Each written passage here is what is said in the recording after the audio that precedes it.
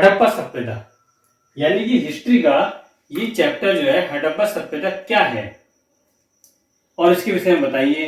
तो हम पहले ही समझते हैं कि हड़प्पा सभ्यता का काल क्या था।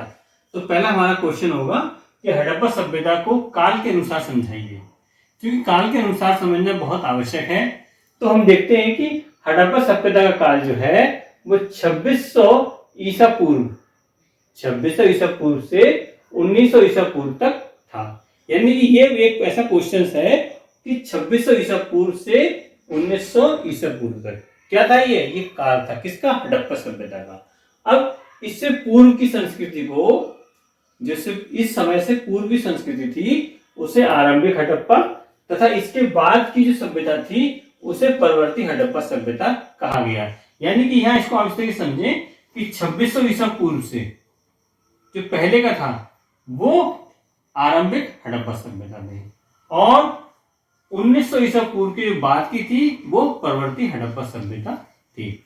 अब देखते हैं नेक्स्ट क्वेश्चन, हड़प्पा सभ्यता को कांस्य युगीन सभ्यता क्यों कहा गया है? हड़प्पा सभ्यता को कांस्य युगीन सभ्यता क्यों कहा गया है? तो उसका एक कारण था। वो कारण क्या था कि इसमें कांस्य धातु से निर्मित, जो कांस्य धातु थी उससे निर्मित वस्तुएं एवं आभूषण प्राप्त हुए, और ये वस्तुएं और आभूषण जो थे वो कौन से किस चीज के बने थे? कांस्य धातु के, इसलिए इसे कांस्य युगीन सभ्यता कहा गया। अब देखते हैं हड़प्पा पुरास्थल की खोज किस वर्ष और किसने की? ठीक है, तो ये भी क्वेश्चन बहुत इंपॉर्टेंट है। तो जॉन मार्शल के नेतृत्व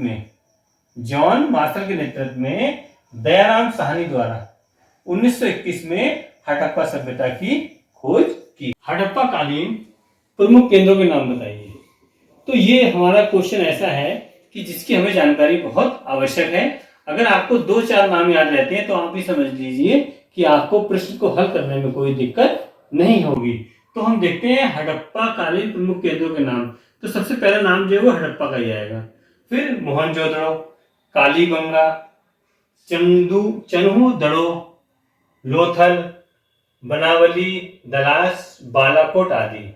और इसमें सबसे ज्यादा प्रमुख नाम जो है वो हमें हड़प्पा याद रहता है, मोहनजोदड़ो याद रहता है, लोथल याद रहता है और बालाकोट याद रहता है। तो इनमें जो भी नाम आपको सही लगते हो वो उन नामों को अच्छी तरीके से याद कर ले, और वैसे ज्यादा नाम इसमें है नहीं।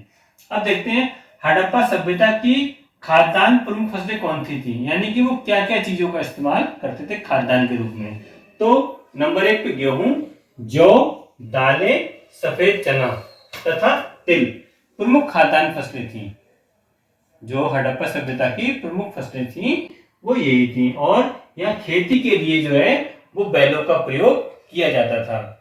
अब एक क्वेश्चन आता है कि हड़प्पा सभ्यता के मांसाहारी होने के क्या संकेत मिले, यानी कि क्या वो मीट मछली खाते थे, मांसाहारी थे, ऐसा कुछ इस्तेमाल करते थे। तो इसके बारे में मैं आपको बताऊं कि हड़प्पा सभ्यता के जो पालतू पशु थे उसमें भेड़, बकरी और बैल आदि थे, तथा हड्डियों के जो साक्ष्य मिले हैं, जब जहां खुदाई हुई तो वहां हड्डियों के साक्ष्य भी प्राप्त हुए हैं, और यहाँ जंगली प्रजातियों की पुष्टियां भी हुई हैं कि यहाँ पर जंगली जानवर भी रहते थे, और कुछ क्षेत्रों में पशु पक्षियों और मछलियों की हड्डियां भी मिली हैं। इससे ज्ञात होता है कि हड़प्पा सभ्यता के लोग जो थे वो मांसाहारी थे।